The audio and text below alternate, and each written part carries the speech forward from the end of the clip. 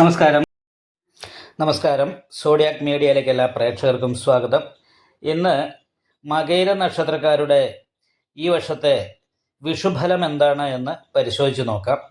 മീനശനി, മിഥുന വ്യാഴം, 1101 മേടമാസം 1-ാം തീയതി ഉദയാദി 5:47 വിനാഴികയ്ക്ക് ചതയം നക്ഷത്രവും കൃഷ്ണപക്ഷ ദ്വാദശി തിഥിയും പന്നിക്കർണവും ശുഭനാമ നിത്യചന്ദ്രാർക്ക യോഗവും കൂടിയ ദിവസം കുംഭക്കൂറിൽ ഇടവലഗ്നത്തിൽ ജലഭൂതോദയത്തിലാണ് ഈ വർഷത്തെ വിഷു സംക്രമം വരുന്നത്.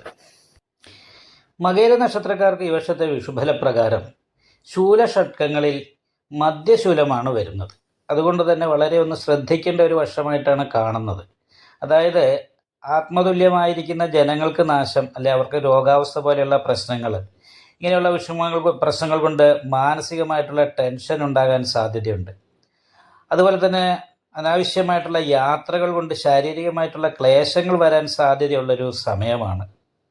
മറ്റുള്ളവരുടെ മുന്നിൽ മോശമാകുന്ന രീതിയിൽ, അല്ലെ നമ്മളുടെ വില കിട്ടാതെ ഇരിക്കുന്ന ഒരു അവസ്ഥയിലുള്ള വിഷയത്തിലൂടെയൊക്കെ കടന്നു പോകാൻ ഇടവരാൻ സാധ്യതയുണ്ട്, മാനഹാനി പോലെയുള്ള കാര്യങ്ങൾ.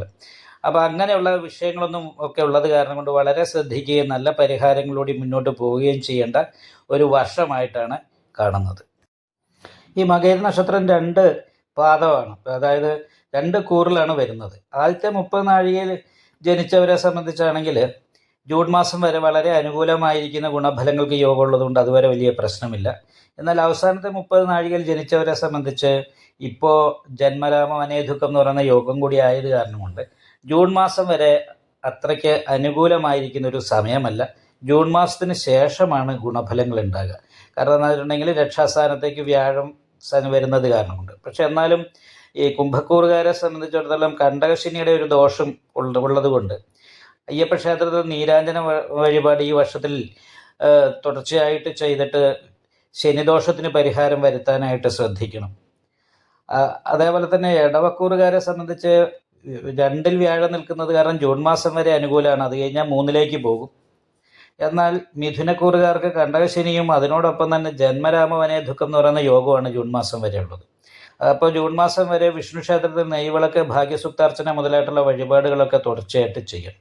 അപ്പം ഇങ്ങനെയുള്ള വഴിപാടുകൾ, പ്രാർത്ഥന മുതലായിട്ടുള്ള കാര്യങ്ങളൊക്കെ ഉണ്ടെങ്കിൽ വലിയൊരു ദോഷമില്ലാതെ മുന്നോട്ട് പോകും. കാരണം എന്തെന്നാൽ വരുമാനം കുറയാനും ചെലവ് വർദ്ധിക്കാനും കൂടി യോഗമുള്ള ഒരു വർഷമായിട്ടാണ് കാണുന്നത്. അപ്പോൾ വരുമാനത്തിൽ കൂടുതൽ ചെലവ് വരുന്നു എന്ന് പറയുമ്പം സാമ്പത്തികമായിട്ടുള്ള ടൈറ്റ് ഉണ്ടാകാനുള്ള സാധ്യത ഉണ്ട്. അപ്പോൾ അത് കാരണം കൊണ്ടൊക്കെ വളരെ ശ്രദ്ധിച്ച് മുന്നോട്ട് പോകാനായിട്ട് നല്ല പ്രാർത്ഥനയ്ക്കും ക്ഷേത്ര ദർശനം സമയം കണ്ടെത്താനായിട്ട് ശ്രമിക്കണം. നിങ്ങൾക്ക് ഈ വീഡിയോ ഇഷ്ടപ്പെട്ടാൽ ലൈക്ക് ചെയ്യുക, നിങ്ങളുടെ അഭിപ്രായങ്ങൾ കമൻറ്റ് ചെയ്യാം.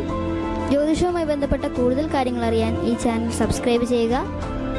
ഞങ്ങളുടെ ഓൺലൈൻ കൺസൾട്ടൻസി നമ്പർ താഴെ ഡിസ്ക്രിപ്ഷൻ ബോക്സിൽ കൊടുത്തിട്ടുണ്ട്. ആവശ്യമുള്ളവർക്ക് കോൺടാക്റ്റ് ചെയ്യാവുന്നതാണ്.